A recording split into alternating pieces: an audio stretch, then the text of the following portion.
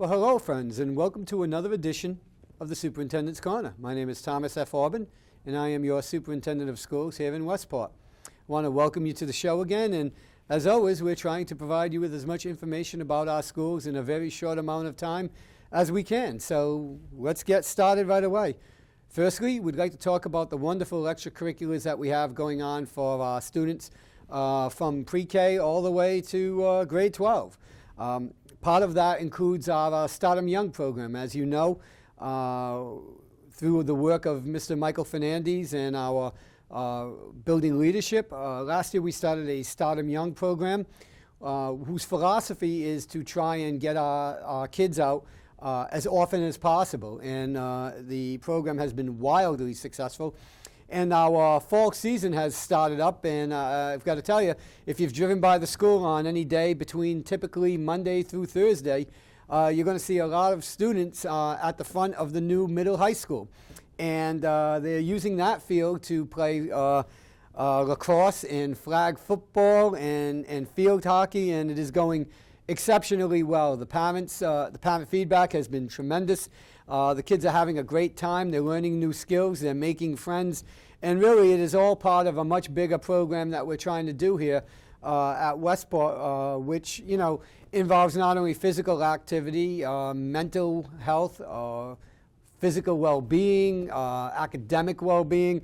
So we're really excited about the Starlight Young program. It's in its second year now, and I have to tell you, we are absolutely thrilled that it is going well, and we're going to really need your support moving forward to keep this program going, because while it is certainly not cheap, the benefits to our families and to our kids have been wild in a very good way. So we're going to continue this program right throughout the 23 school year, and in speaking with some committee members informally, we're looking to try and find funding for the 24 school year, because we do know that the more of our students are out and engaged in physical activity, the more likely it is that they'll improve both their physical health, but also their academic health. It has been shown that academic activity or success and physical activity goes hand in hand. So we see it as a very important program, and in spite of the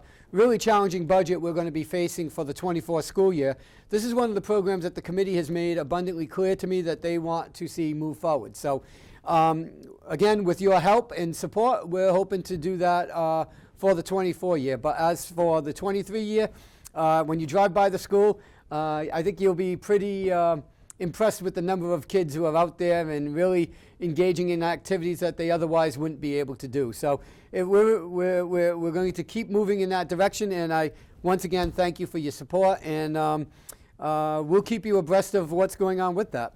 Additional enrichment programs that the district is partaking in includes our culinary program. We have a culinary program that will be beginning in October the 18th, and it will run for 12 weeks, and it will end with a family night. So the students who are participating will have a competition, and families will be able to come and try all of the foods that are being produced by our students under the expert direction of Chef Christopher McGovern.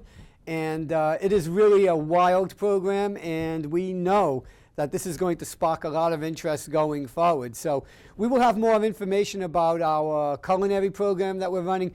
It really is not just your basic culinary program. It is the science of cooking, and there's going to be a lot in regards to food gastronomy and cooking with items that people wouldn't normally associate with cooking. For example, knowing what Chef McGovern's curricula is going to be for this program, I'm pretty sure at some point you're going to see some nitrogen cooking. So we're going to be really enthusiastic about sharing that with you, and we're hoping to have some video of some of the activities in the classes, and you'll be able to see some of the great stuff that is going on with this program. And I'd like to always remind you, our website is a wonderful place to see both visual and see narrative in regards to the many things that we have going on here at our terrific Westport Community Schools. In addition to that, we have our parent teachers group, our parent teachers organization at the Westport Middle and High School level, sponsoring a walk-run for Westport. I think you've seen the signs in the community, and if you haven't, I would recommend that you go to the Facebook page of our Westport Middle High PTO, where they have all the information about the walk-run. It will be taking place October the 23rd. Registration is at 9 o'clock, and the actual walk-run will begin at 10 sharp. Additionally, we will be sponsoring tours, student-led tours of our new school. We've been really trying to get some of our public into the new schools. And of course, I've talked in detail about some of the difficulties that we've had with that, whether it be COVID or construction issues that we've been dealing with. But while we're still working on the construction piece, I am really excited to tell you that we will be offering tours that will be led by the students. So again, we'd love to have you sign up for the walk run. There's nothing like getting together to bring the community together. Hopefully the weather will be fantastic. There's nothing like exercise in October. And it'll be nice to bring everybody together and support a cause that will benefit not just our students, but for the elderly as well, because this is a walk for Westport, not just for the Westport Community Schools. And it's part of our mission to make sure that we adhere to the mantra of the community that is in our name. And so this is going to be a great community event where there's going to be activities after the event. So we're hoping that you sign up. Again, if you have any questions about this, please go to our Westport Middle High PTO page on Facebook, and you can sign up there. And if you have any difficulties, you can certainly contact our leaders in the PTO, and they will definitely assist you. Speaking of other activities that are going on, we have reported out some preliminary numbers regarding our 22 spring MCAS scores. We were going to be giving a more detailed analysis of our students' performance at our next school committee meeting, which will be taking place on Thursday, the 20th of October. And if you tune in, Mrs. Kaminsky, our Director of Curriculum, will be giving a more in-depth presentation of our students' performance.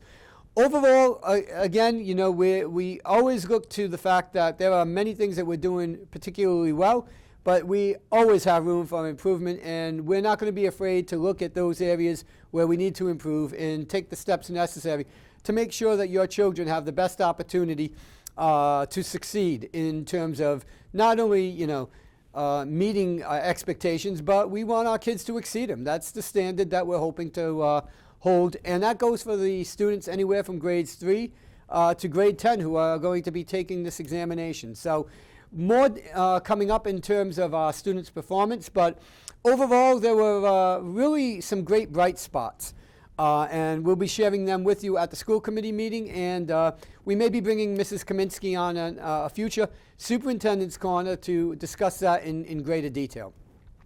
Other issues that I want to make you aware of include there is currently a national class action suit that is being conducted, for lack of a better term, in regards to the Juul company. As you know, vaping has been a scourge in our country for a little while now. You know, and I wish it were just an adult issue, but it has really become a student issue, and it becomes an issue for all schools. And Westport is that we're not exempt from it. You know, and typically a lot of this vaping is going on in the bathrooms, and you know, we try very much to provide our students with the privacy that they need, while at the same time making sure that our bathrooms are safe for our students. So we do have people assigned to the bathrooms to check and make sure that you know, there is nothing untoward going on.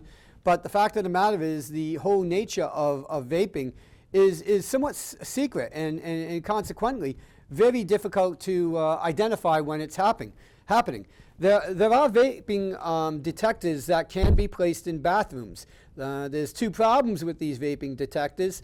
One of them is that there is an estimate, according to a Massachusetts Association of School Superintendent update, which states that these vaping detectors can run $5,000 a piece. And when you take a look at just our middle and high school, we're talking probably somewhere around 20 bathrooms. So when you take a look at the number of, I apologize, you're looking at somewhere around 10 bathrooms.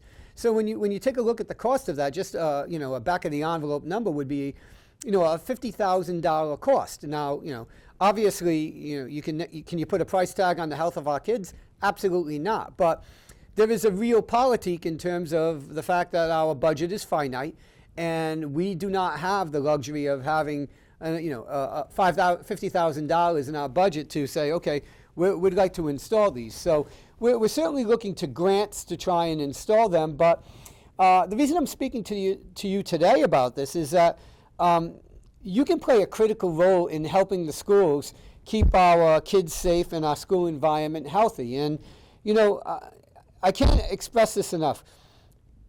The more you talk to the kids about this, the more likely it is that they will not participate in these behaviors that can have a lifetime of ramifications. And, everybody knows the health consequences of vaping. And so, I'm speaking to you today, and normally I try and be very positive, and I'm trying to look at this as sort of a positive in speaking with you, is that, as we build relationships with our students, we try and build them so that the students can trust what we say to them, and we can build credibility with them. So I know the teaching staff and the gym teachers and our guidance people talk often about the dangers of vaping. But I absolutely need your help as parents and guardians. Please, speak early, speak often to your kids. We hate to see the kids developing habits that can have a lifetime of negative ramifications, both financial and physical. So please speak to the kids. And if you need any help, if you have students or if you have children who are vaping and they're having difficulty handling that, please call the school. If we don't have the resources here, we can definitely direct you to sources in the community that can help. I say it all the time. Parents do not have a manual on which to, refer to all the contingencies that come up. So, we feel that the schools play a critical role in helping parents, and we want to be a real strong partner in this because we are so concerned about the health, the negative health challenges that our kids face, from vaping. So please, I know I've spoke about this a little bit, but it's that important to me that I'm saying, please speak to the children, and if we can help in any way, shape, or form, please contact us, and we will absolutely do that. Additionally, on a more positive note, today at the middle high school, we actually served locally sourced meats from our Meatworks company in Westport. And we were able to serve our senior students hot dogs and hamburger. And this is locally sourced meats. And we've been talking about this, that this is part of a farm-to-table initiative here at Westport Community Schools, where we can locally source meats, which will limit the amount of processing that goes into the food that the kids are consuming. And additionally, if we can do this on a regular basis, we will have a more consistent supply of food sources that will allow us to have more consistency with our menus, because as all of you are aware, supply chain issues have not gone away, and they're going to continue to manifest themselves for a little while. So we were thrilled to pieces that the kids were eating locally sourced meats, and the idea of building a partnership with Westport Community Schools and our local businesses is a perfect anecdote for a high-quality community that works in a symbiotic way. So we're hoping to expand on this, but I did want to let you know that took place today, and we did a little anecdotal research on this, and word on the street is that the foods were pretty good. So we're hoping to be able to continue this moving forward. Also, one other thing I definitely would like to speak with you is that, as the cold weather comes in, obviously we're in what they call in the business the shoulder season.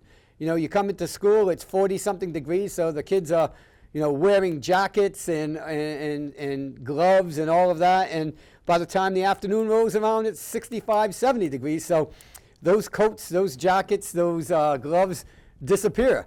I can't tell you how much of a lost and found we are collecting in terms of student clothing, and so we're just, asking you to, just check on the kids, see what they're, leaving home with and what they're coming home with, And if they're missing articles of clothes, please don't hesitate in contacting the school, because we have a pretty good collection of clothing.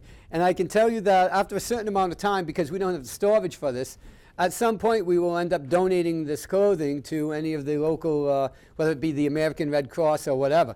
So please, you know, if your kids are missing clothes, give us a call. We may very well have them here at the school. And, you know, it's a ritual of fall, and I know the kids get, you know, really excited and carried away with things like recess and going outside. But, you know, we know that the clothes cost money, and money is tight right now. So if you can, and you're not sure where the kids' clothes are, give us a call. And but please speak to them about making sure that they pick up after themselves, because although it's great to donate those things, we'd rather make sure that you have them for your home, because I think that was the reason you purchased them. And finally, under the good news file, sports teams are doing exceptionally well, and 3 of our fall sports teams have actually made the tournament. So the men's soccer team, our golf team, and our women's volleyball team have all made the Section 5 MIAA state tournament. So, you know, I want to throw a big congratulations to our coaches and their staff and the kids, and we're going to really be keeping an eye on them for the remainder of the season, and then see where their placement is going to be in the tournament. And again, any chance you can get to come out and support our kids, it really makes a difference during the game.